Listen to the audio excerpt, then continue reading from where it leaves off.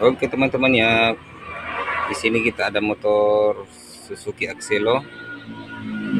Nah, di sini motornya ini sering mengalami slip kopling. Nah, setelah kita lakukan pemeriksaan, permasalahannya ada di sini, di rumah kampas kopling. Ini sudah kasar ya, ada goresan kasar seperti ini.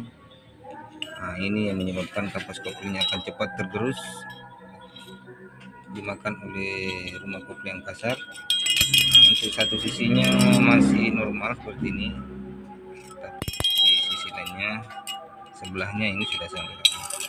Jadi ini ya yang menyebabkan kampas kopling cepat habis, motornya cepat slip koplingnya. Oke.